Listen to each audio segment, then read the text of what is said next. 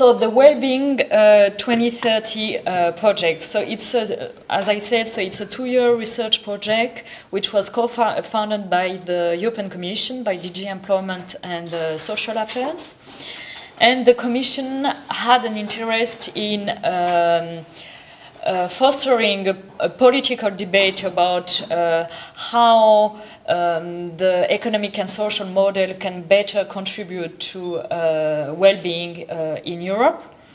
So it took place in the political context of going beyond GDP and finding better indicators to better reflect the aspirations and the concerns of European citizens. And so we had a series of objectives as part of this project. So as I said, the focus was more actually on what implication for more policy making instead of finding new indicators to replace the GDP one. So it was more about creating this political debate and to draw some policy recommendations for improving the impact of the European economic and social model on citizens' well-being. So the objectives of the project, so as I said, was to trigger a policy debate on well-being.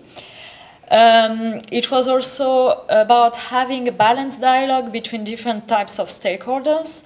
So we involved different stakeholders in Brussels, so NGOs, policymakers, but also the private sector. And what we wanted to do is also to include citizens as much as possible. And I will explain a bit later on how we did that. What we also wanted to have is not to have an idealistic debate about what citizens want, but also to take the most important resources and challenges of Europe into consideration to try to have a realistic debate on that. And finally, so the objective was to make a concrete policy recommendation to the European Commission, both at the national and European level. About the methodologies,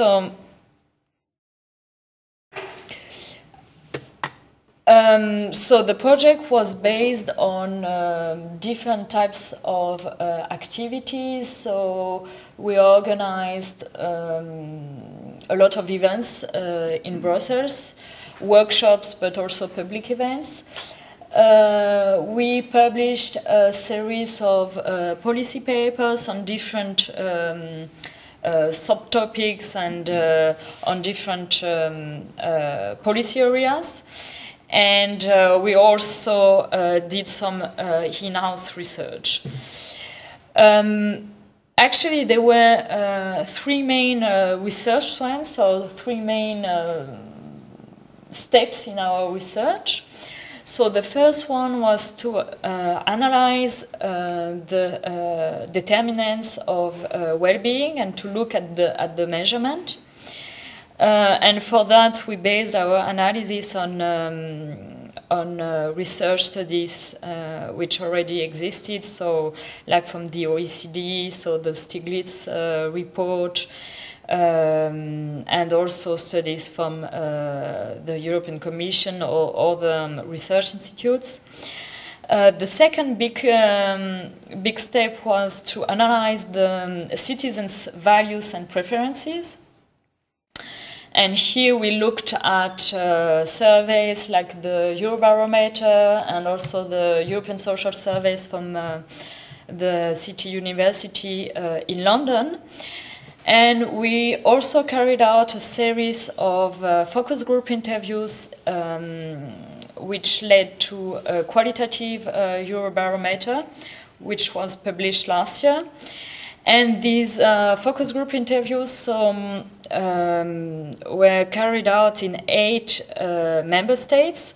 So we tried to find a balance between the member states, a geographical balance, but also a balance between the different welfare systems present in Europe.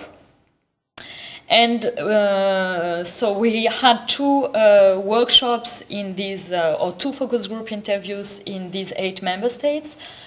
The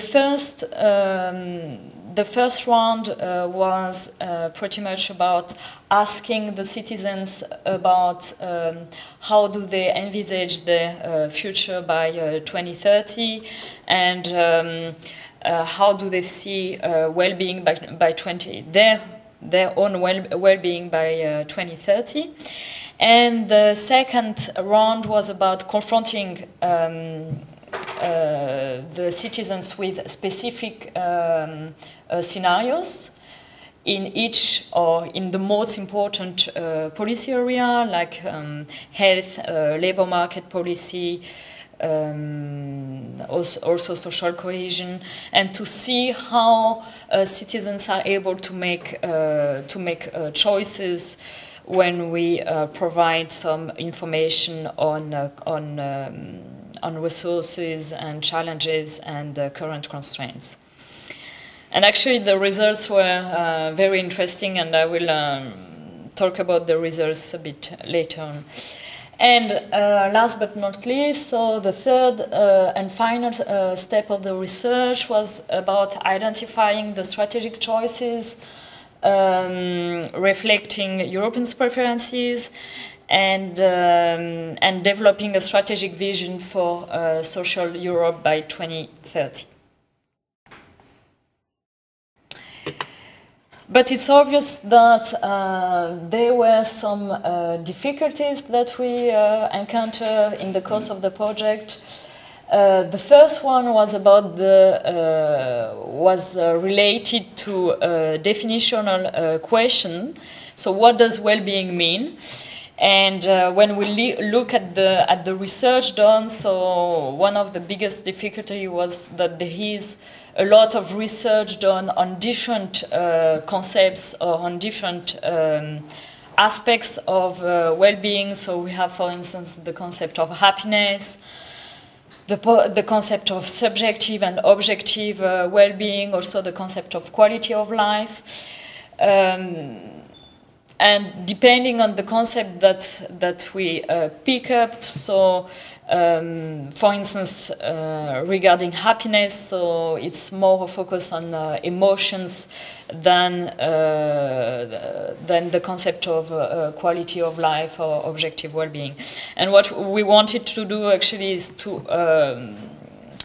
more to base our analysis on quality of life instead of happiness, because we thought that it's where policies can have the biggest impact, actually, and less on. So the impact on emotions is probably less important. The other difficulty was that there is no common indicator about how to measure well-being. So it's very difficult to measure or to compare well-being in Europe, because they are different in the survey that we use. So there are different measurement scales. The questions in the surveys focus on different aspects of well-being. So so there is a lack of consistent data, which make the comparison over time and also between countries very difficult. Another difficulty is that most of the studies provide national averages, and there is very few information on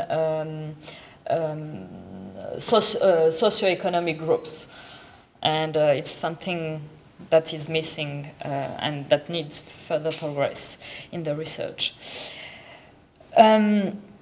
As regard the understanding of well-being, so what made it also difficult is that there is that the determinants of well-being can differ according to many factors. So I can, for instance,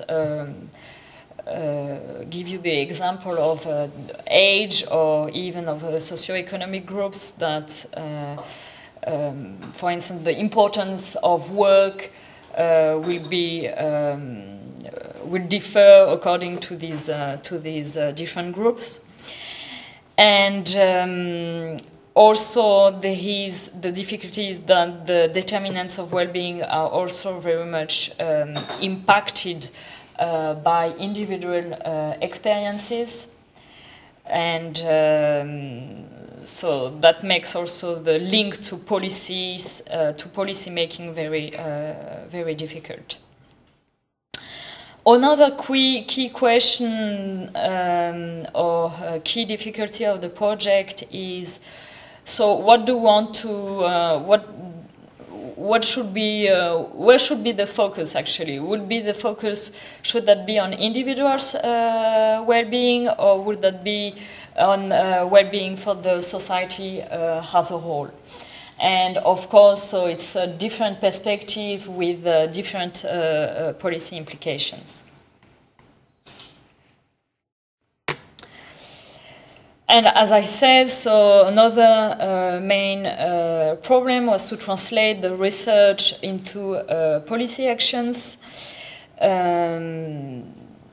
because the objective, so we have to say also that the project took place in the context of the economic crisis, and that in this context, so the persistence of trade-offs was reinforced. So the key question was how should public money be spent to maximize impact on well-being, and how can we reconcile the trade-offs between different policy choices. Another difficulty was the limited information on the relationship between well-being determinants, and that's something that that emerged in the discussion about the former presentation, about actually the causal relationship between different determinants of well-being. So whether it's, for instance, good health, which leads to participation in labor market, or is it the other way around? And again, so there is very little information on that in the research. Another question was whether policy can influence subjective aspects and perceptions. Another thing was that in the research, in the studies, there is nothing about the link between the research about well-being and the policy implications. So we know that Europeans very much value key principles like social cohesion or solidarity, but what kind of policy instruments are they going to support for that? So, and it's something that doesn't appear in the surveys. So the surveys are very much limited to ask citizens about what they think or what they want, but not about how they envisage the policy implication of their values. Another thing again is that so it's clear that when we listen to citizens, some of their choices are not sustainable. So we had to look at how to, at the same time, so respond to the needs of citizens and to their aspirations, but to take also the limitation of the real challenges and constraints of policy making, and so we had to put these two elements on an equal footing in our analysis. And another point which is very important is that the Commission was very much expecting to have also policy recommendations for the EU and for Europe. So what should be the role of the EU to increase Europeans' well-being? And it's something that is very difficult, both because of the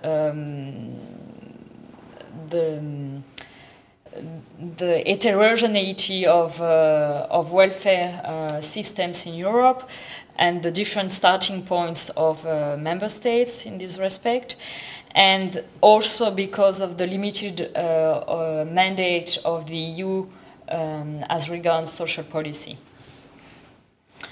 And last but not least, so there is also the question, one of the difficulties was to make objective recommendation, given that most of the questions also depend on political choices and different political views. So, oops.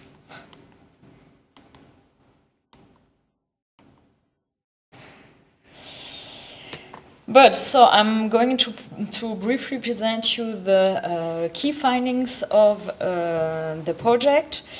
When we look at the surveys and also the results of the focus group interviews that we carried out in the 8 member states, have shown that there are some key determinants of well-being, and that these determinants are common across Europe. So the first one is health. Another one, the second one, is a standard of living income. There is also the importance of employment and education.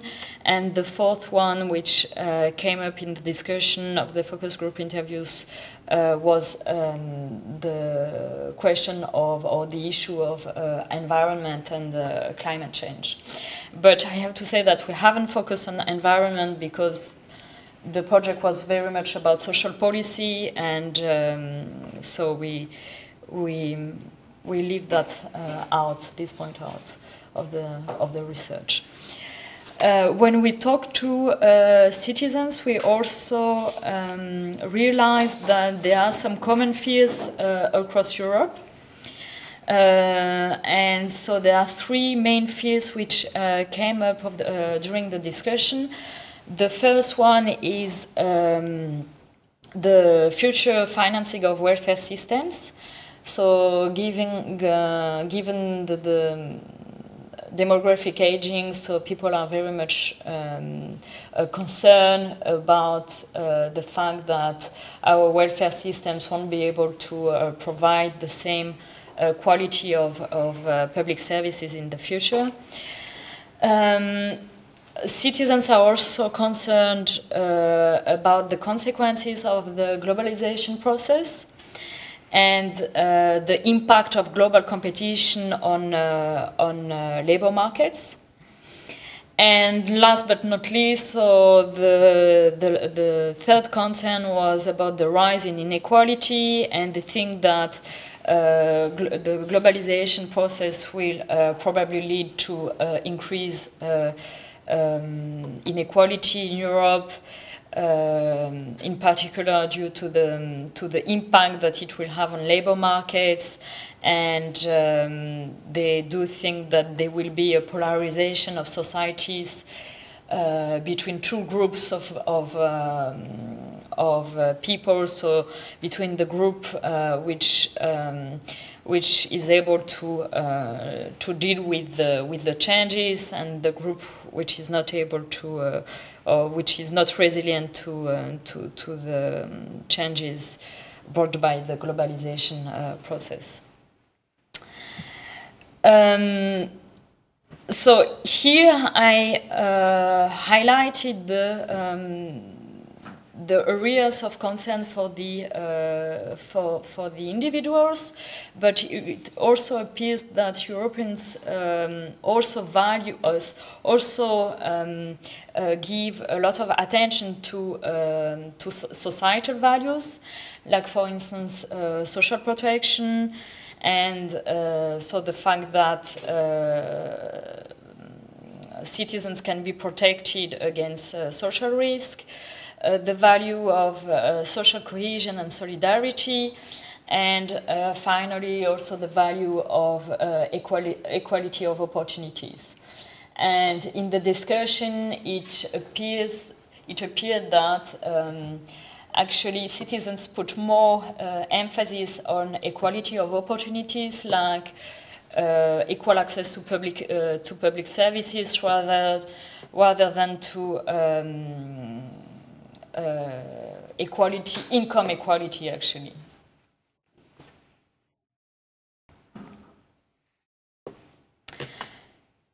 So the most important or the most interesting part of the project was about policy implications, and to draw some policy recommendations on the research and on the studies that we have gathered. So what policy recommendations did we make? So first of all, we emphasized the fact that there is a need for joint efforts both at the national and also European level, and that it won't be enough if national policymakers are active in these policy field, but that we need a strong support from the EU. We also need a new way of thinking for policy making. So we need to put sustainable well-being at the heart of policies, because the research has shown that it's not only about money and standard of living and income. Even if it's important for the well-being of people, there are also other key determinants.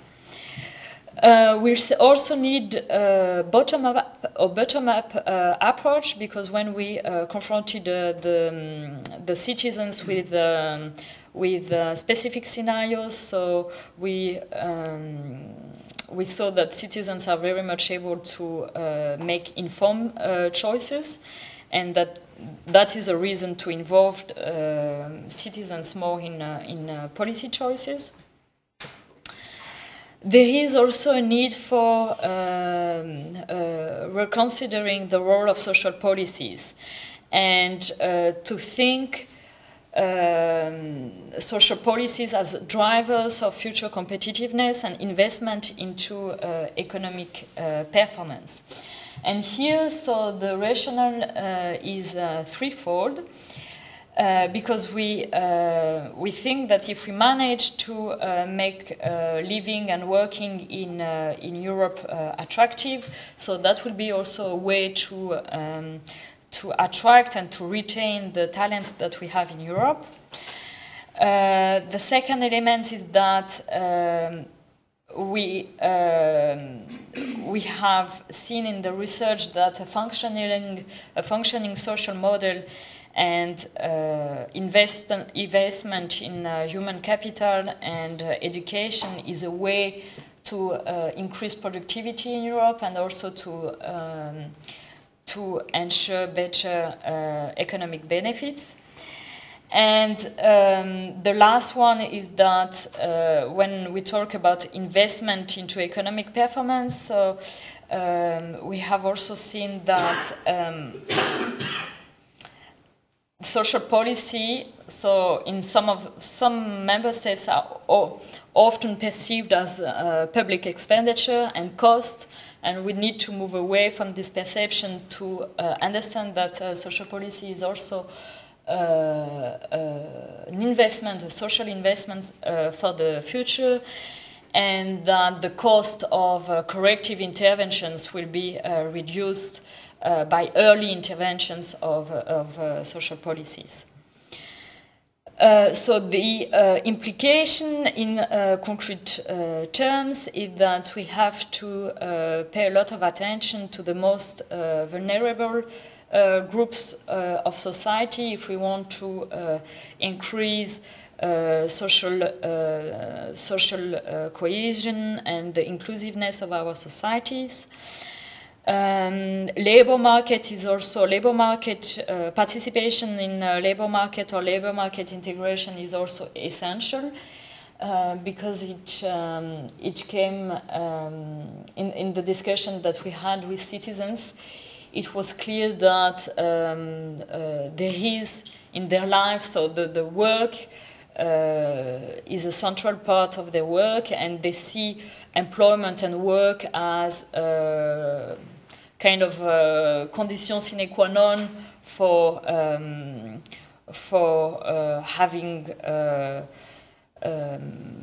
participating in the society, or as a determinant for social inclusion and also for health status, for instance. So I already mentioned that, but maybe we can talk a bit later on about it, about the need for early interventions of social policy for making citizens more resilient to social risk. And also in our report, so we also make some proposals about an increased role of the EU in policy areas, and we propose some Europeanization of strategic policy areas, but so it's a bit more technical, and maybe we can leave that for the discussion, or if you are interested in specific policy areas, so you can have a look at our final report. And so the last point is that just about the way forward, so I will just mention 3 or 4 main points that we think that are important for research in the future. So is the need to develop detailed knowledge about citizen choices, and the need to introduce some trade-offs in the survey so that researchers can be aware about citizen choices and how they deal with trade-offs for better implication in or for improving this link with policy making. A second point is which is actually related to the first point that I just mentioned, is the need for enhancing citizens' awareness about constraints, because we have seen that so citizens are able to make informed choices when they are aware of the constraints. So it's very important to tell them about the challenges that we are currently facing. There is also obviously a need for more detailed data, as I mentioned at the beginning of the presentation, and having more information about different socio-economic and socio-demographic groups of society. And the final point, and I think that is very important, is about having a politicized debate on key questions like what kind of society do we want to live in, what type of growth do we want to have in Europe, and what we are currently seeing actually at the EU level or even at the national level is that the debate about quality of life, or some aspects of quality of life, are very focused on technical aspects. But that there is no debate about these broader questions, about these societal questions, and I think that it's something that we need in our society to understand how citizens, or the conception of citizens of social progress, and how they see social progress. Okay. Thank you very much.